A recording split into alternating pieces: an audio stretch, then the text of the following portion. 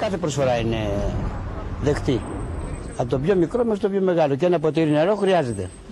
Και το αεροπλάνο και ένα ποτήρι νερό χρειάζεται.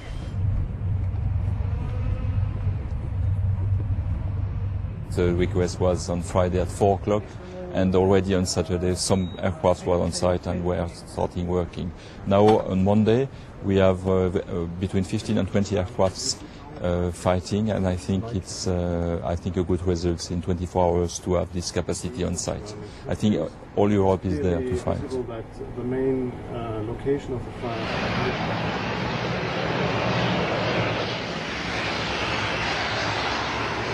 Ja, das ist eben das Problem.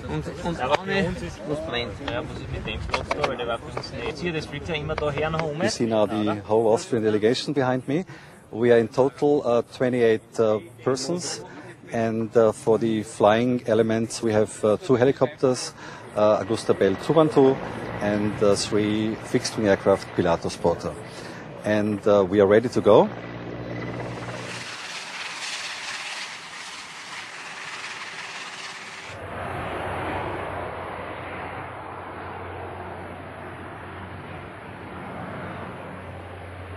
Questa mattina alle 10:30 siamo decollati, siamo andati in una zona qui a nord-est dell'aeroporto, eravamo 4 velivoli, un velivolo greco che faceva da leader, 2 francesi e un italiano.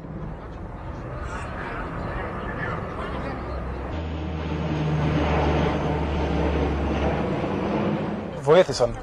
Όλες οι δυνάμεις που έχουν έρθει από την Ευρωπαϊκή Ένωση μας έχουν βοηθήσει όλοι αρκετά, πάρα πολύ. Γιατί και εμείς με τις δυνάμεις που έχουμε είναι λίγες, δεν μπορούμε να συνεισφέρουμε, κάνουμε τα δύνατα δυνατά και οπωσδήποτε η βοήθειά τους κάποια στιγμή και από εμάς θα τα απεξέλθει.